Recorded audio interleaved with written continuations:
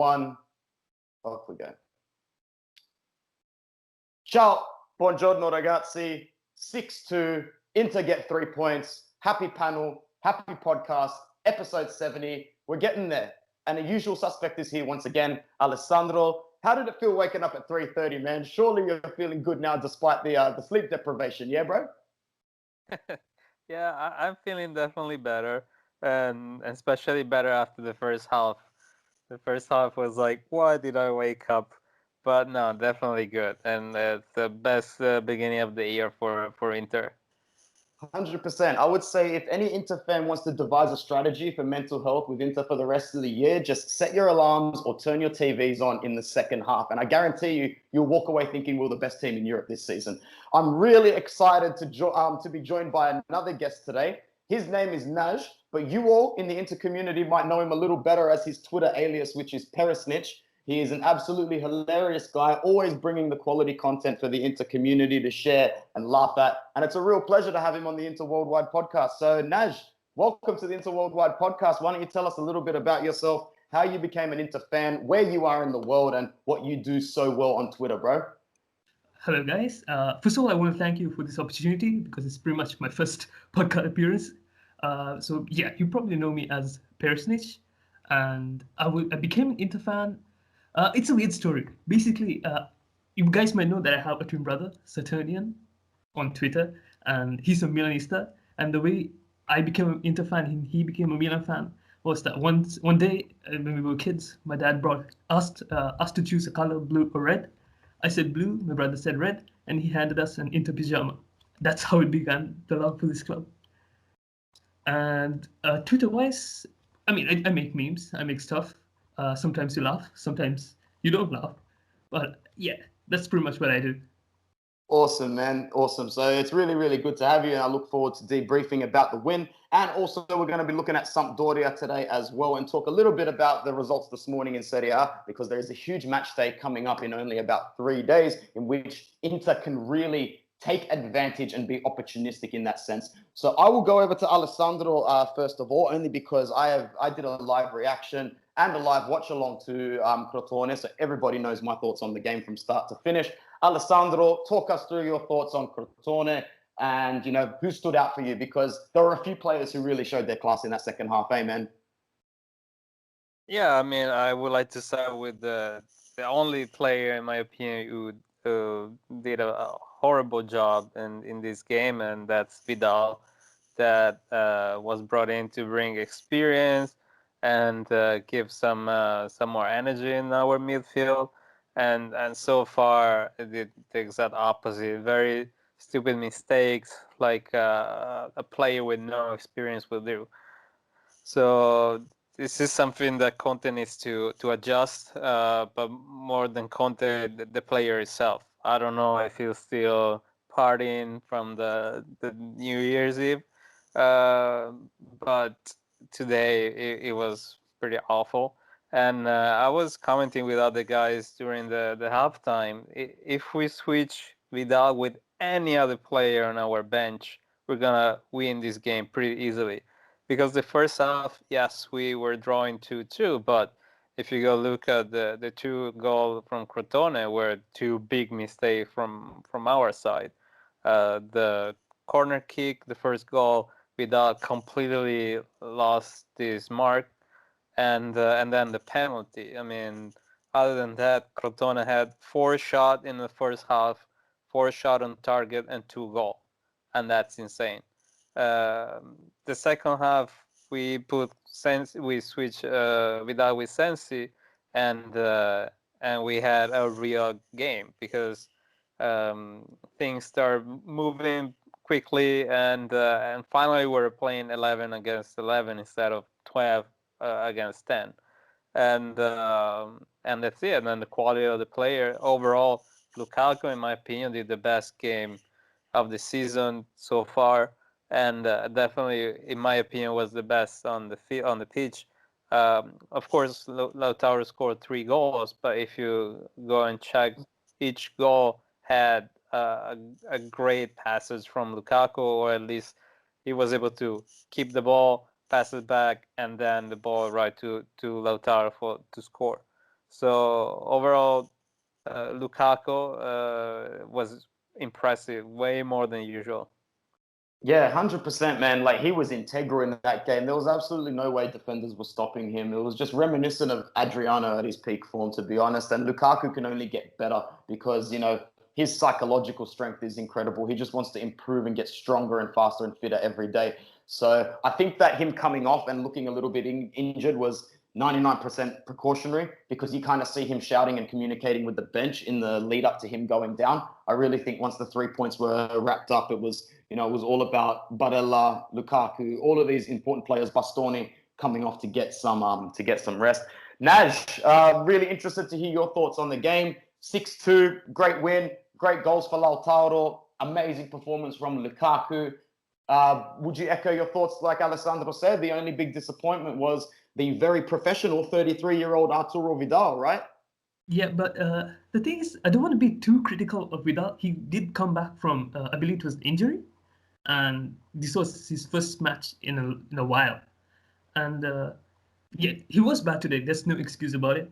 But he also has had some really good games with Inter. I mean, the Inter Fiorentina and Inter Torino, those comebacks were orchestrated by Artur Vidal. I can't deny him that.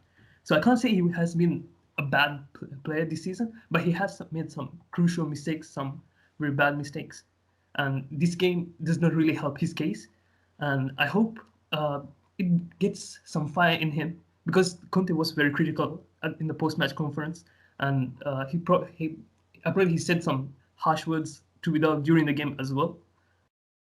So I'm hoping that this sparks something in him and gets him to his usual standard. Because this guy has played in Barcelona, this guy has played in Juventus, Bayern Munich. These are not small clubs, and this does help in the mentality.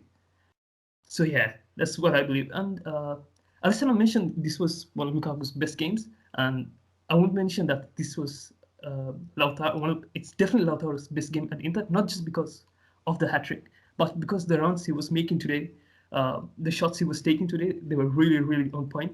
And I'm hoping that 2021 is Lautaro's year.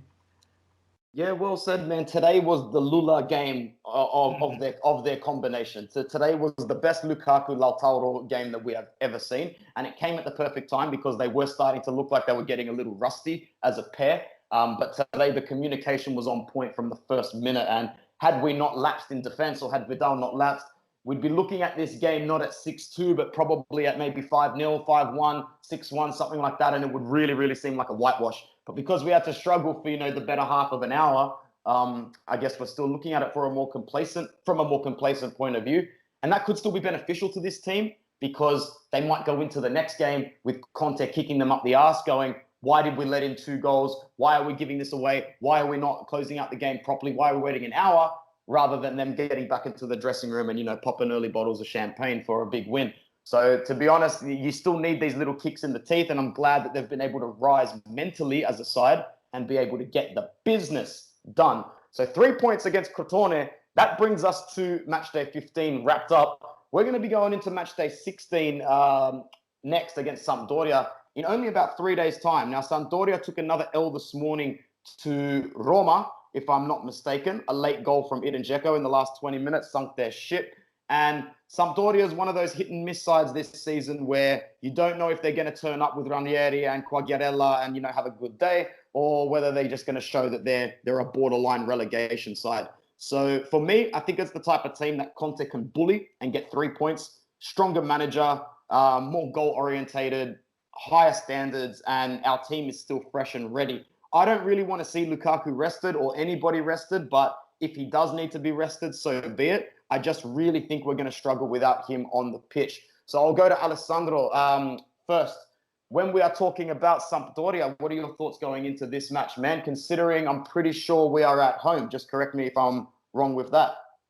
Off you go, Alessandro. Well, the first thing we're playing at Genoa. The first thing I can think of is gonna be the goal dell'X. Candreva is gonna score an amazing goal for sure. Sorry to interrupt. Is he on speaking terms with Ranieri again? Remember they had like a little bit of a fallout about a week and a half ago? Well, I think he played today, so Oh, there you go. Yeah, He must be. after one day. sorry, go ahead. They settled that this dispute in less than a day, so Okay, it was really a cool. concern. Yeah, it Sorry? was playing today, and I can totally see him scoring against us. But other than that, as you were saying, the team during the season is not consistent. So hopefully, and if you go look at their record against the big teams, they're always losing, but they're losing like 2-1 or 1-0. So I think the quality of our team should give us an advantage, but at the same time, we cannot commit the mistakes that we did today. Another couple of things about the game from today, I just want to mention. Skriniar is amazing. For a long time, I thought De Vrij was our best defender, but Skriniar now it's just amazing. I mean,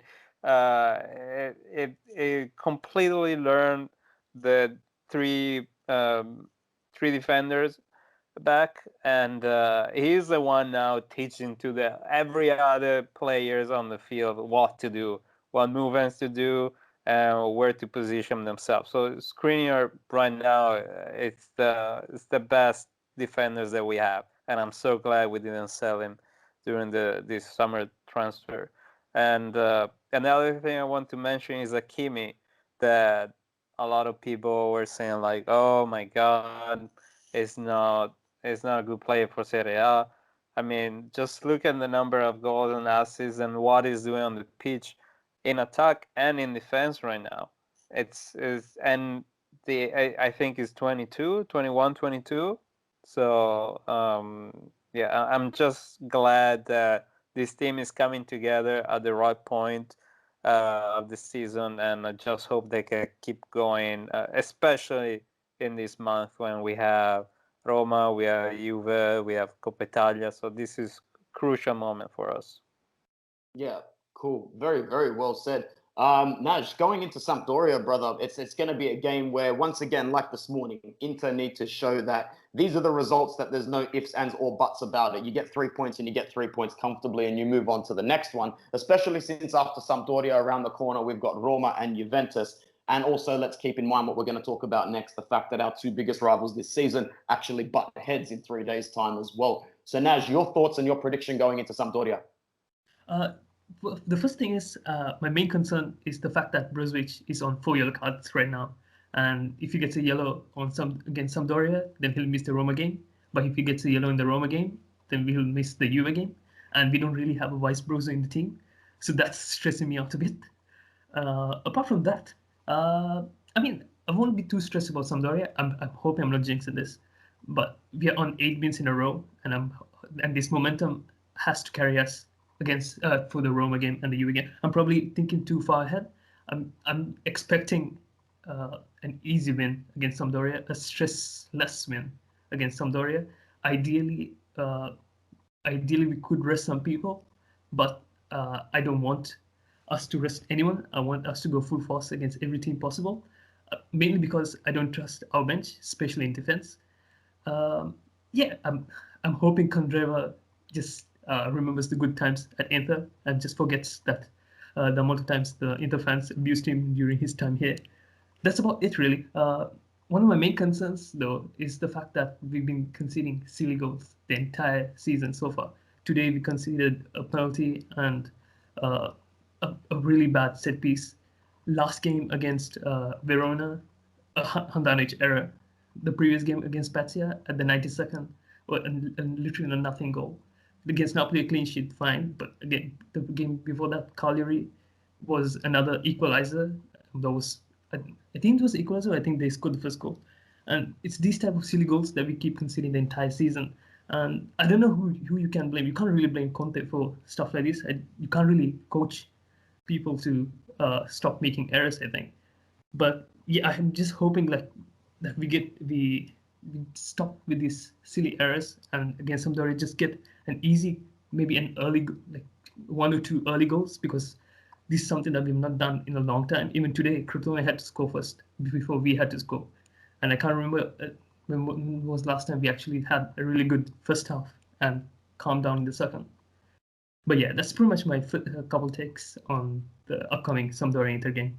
No, well said, man. I'll just add to that. Like, yeah, it needs to be that kind of game where we come out firing and we stamp our authority straight away. You can't just be waiting till the second half, because it's just not good enough for a team that wants to win the Scudetto. And I know it's not good to sit here and complain after a 6-2 victory, but we would like that little bit more assertiveness, because I'm watching Milan score early goals and I'm watching Milan, play horrendously but still get results. Kind of a little bit similar to us as well. But it is the sort of a grind of the season. If you look all over Europe, big teams are dropping points in all leagues. So, but I think the turnaround is just too short for a team like Sampdoria to be able to adjust. And, after having a pretty difficult, fatiguing match against Roma today, in which they kept it level for about 75 minutes, I think it was, I think they'll struggle to adapt to us against Sampdoria. So a little bit closer to the match, I'll give a bit more of an accurate prediction. But as of me right now, yeah, I'm thinking that we'll go into Sampdoria with a comfortable win. As I said, podcast is going to be a little shorter today, but we're still sticking around with another couple of topics. Alessandro, we'll go to you next. I was only able to tune into a little bit of the Juventus game. I didn't watch the Milan game due to sleep, but let's just talk about the results and what they mean going into the next match day. Milan play Juventus. Finally, one of those teams is going to drop points. Well, Juventus have been dropping a few points, but there's a real chance for Milan to finally cop their first loss at the hands of another bitter rival of ours. Alessandro, I'll keep it a pretty simple question. Couple of questions. What do you think is going to happen between Milan and Juventus? But also, what do you want to happen, man? What's the ideal result for us in the position that we are in at the moment? So my ideal result, it's also the result that I think is going to happen, and it's a draw. And that's because they both win today, but they both win in a very weird way for what I gather. Like you, I wasn't able to watch the game, but I read all the comments on them, and apparently they both won, even if they didn't completely deserve the victory, and that's something that for Juventus is more consistent, where they don't play so well, they don't have a real identity. They're more like Ronaldo oriented, but they get the result. While on the other side, Milan, they keep losing players and they keep getting victories and penalties. But that's, if they deserve the penalty, they deserve the penalties. But that's a crazy high number this season. And but they keep winning. So I guess once they are gonna play against each other, Mila is gonna have a little bit more of the game, the handle of the game probably, but Juve is still a very, very good team defensively speaking. So I think they're gonna just clash against each other, and hopefully none of them is gonna win. If one of them has to win, I hope Milan is gonna get the victory, because if Juventus keeps the striking, the winning strike, that's gonna be a problem in the long run. While Milan, sooner or later, they can't always win just being lucky. So I'm more worried about Juventus than Milan, to be honest. Yeah, I'd still say I'm still more worried about Juventus than Milan, to be honest, man, only because I feel like Pirlo and his team will start to pick up a little bit of that momentum and remember the professionalism and what their club has stood for the better part of the decade. So I'm definitely be looking over my shoulder more than I'm looking slightly above me on Milan, who only have a point on us. Naj, Perisnitch, going into Milan, Juve. It's going to be a big one, man, obviously. I'm looking forward to watching it as a neutral, obviously, provided that we get the 3 points versus Sampdoria. It would be very interesting of us to not capitalize on this opportunity. But what do you predict is going to happen in our rival showdown, and what's the ideal result for you, man? I gotta go. I have to repeat what Alessandro said, and a draw would be ideal, and a draw is very likely to happen.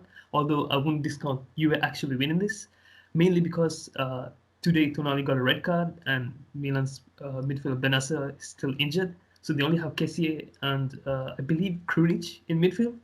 And that's not a great midfield. and they're still missing Ibra, but they've got the entire defense on lock. So it's very hard to say how it will go on, but I don't really see Milan getting the upper hand in this game. I would be mildly surprised, and if I wanted one team to win, yeah, I would prefer Milan to win because Juve on a momentum is a very dangerous thing. I'm pretty sure in 2015 they were like 10th at one point in the season, and then they went on an insane win streak and won the league at the end. So yeah, I prefer Milan to win if I had to choose someone to win.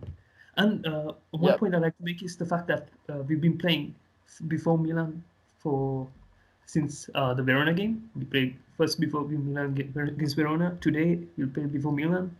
We'll play Sampdoria before Milan plays their game, and on Sunday we'll play before Milan again. I think I prefer this, so it's less pressure on us, and we don't have to worry about what the other teams get their results.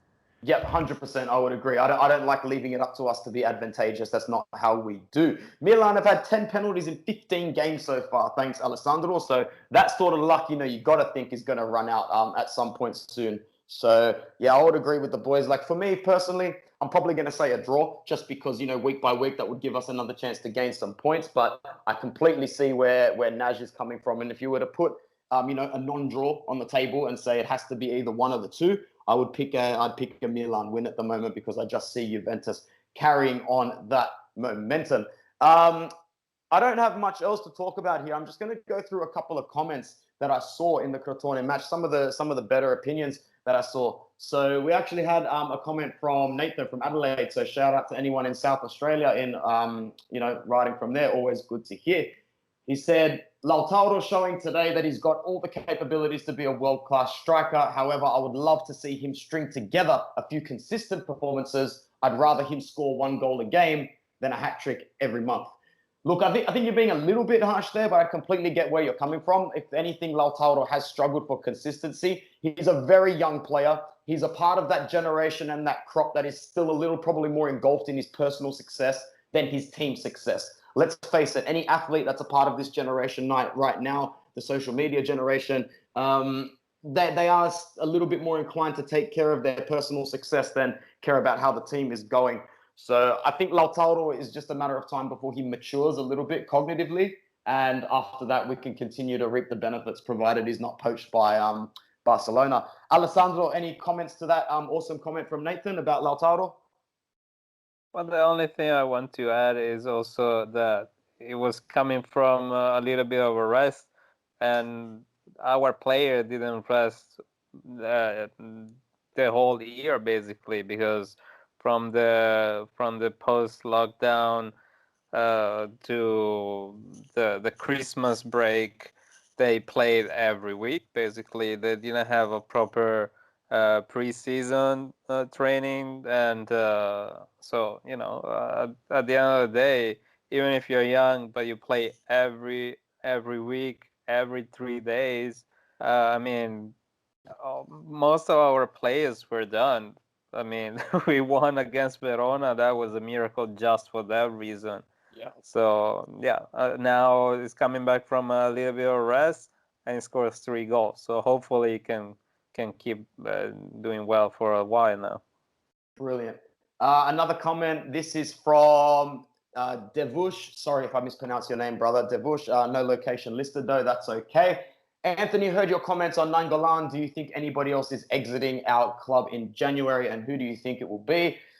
Short answer, no. Long answer, possibly Christian Eriksen. I don't see anybody else leaving our club this January. Nowhere near it. I think Nainggolan was always going to be the only exit. I'm so disappointed about that. There's no point in me restating my feelings there. So I'll throw this one over to Naj. First of all, what are your overall thoughts and reaction on Raja Nainggolan going back to Cagliari? And do you think anybody is going to depart our club in this mercato? So yeah, about Raja Nainggolan, the only thing that's pissing me off is the fact that if we win the Serie A, he'll probably get a Serie A medal, and that he does not deserve. It does not deserve one. Apart from that, in the mercato, I doubt we'll see any movement in any European club. To be honest, Papu Gomez won't stay in the bench, so I'm hoping that will happen. That we will get Papu Gomez, but I can't see how we're going to fund that unless we sell, maybe exchange a youth player at max and maybe 1 or 2 million. The thing is, we are not in Europe, and we don't really need a massive squad. I wouldn't complain if you're just selling players or just letting players go just for the sake of reducing the squad size. But I think we absolutely need to get a striker, a fourth striker, just in case. Because if Lukaku or Lautaro gets injured, we're pretty much done. We won't have anyone else up front. Yeah, I would agree, man. And today when he went down and started clutching his thigh, I thought now more than ever, it might even be a good time for him to get fatigued, because we've got 26 days to sign a replacement. And, as our friend Uncle Sharma said, he's even, succumbed to the fact, even if it's someone like Fernando Llorente, even as bad as Graziano Pele, maybe even Mandzukic, anybody, literally any low-cost substitute will do. Don't put us in a position where we don't have a backup whatsoever. So I would have to agree with that there.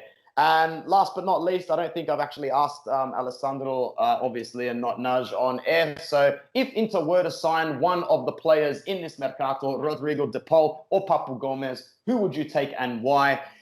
De Paul had a couple of chances this morning to sink Juventus. I think he missed a penalty and also had a goal disallowed. So not a good morning for him. But yeah, Alessandro, you first. If it came down to De Paul and Gomez, who do you take? Oof. Both or none of them. It really depends. So I mean, as you guys said, the main problem for us is a striker. So none of them is a real striker. You can see Papu Gomez as maybe mezza punta, somebody like closer to being a striker, but I don't think Conte sees it the same way. So probably just for that reason, I will go with Papu Gomez, but it costs 10 millions. Atalanta, I don't think it's interested in any of our players. So if they want cash, we don't have that cash, so it's not gonna happen. With the Paul, it's a different story. Udinese, I can see them getting, I don't know, like Pinamonti in exchange or some loan, and something that's gonna happen at the end of this season. I think Udinese is more, inclined to this kind of deal. Atalanta just want 10 millions and that's it. So, but Pinamonti is one of those players that can help us in these transfer windows, and it will be nice to have another striker and possibly somebody on the left, because I mean, Darmian was better than Young, but if you can have another player on that side, it will be very nice. Let's just say that. Look, I don't mind Darmian coming off the bench at any point in time. I think he knows Conte's system very well. I think he's easily adaptable. I don't think he should be starting. But yeah, Darmian coming off the bench is a bulletproof option for me. And we saw that today. He came on the left-hand side, picked the ball up so many times. He was hungry to get involved. And he adds an assist to his name as well. So big up to Darmian. And big up to my guests for joining me on this edition of the Inter Worldwide podcast. It is going to be short and sweet because we've got a lot of content coming out this week. So as usual, I would like to thank my great guest, Alessandro. All the best, man, and we will speak soon. Absolutely. We have one game after the other now. That's it, man. People saying that, Inter, we've only got Serie A to focus on. It should be easy. Guys, go look at the schedule this season. The turnaround time for Serie A domestic fixtures due to COVID, it is a lot tighter than usual. So, just keep that in mind. And Mr. Perisnitch, Mr. Naj, first of many appearances on Inter Worldwide. Thank you for all you do on Twitter for our community, man. You're absolutely hilarious. Keep it up, bro. Great pleasure is all mine. Thanks for the opportunity, guys. Anytime, man. And from all of us at Inter Worldwide, Forza Inter, ciao ragazzi. Ciao.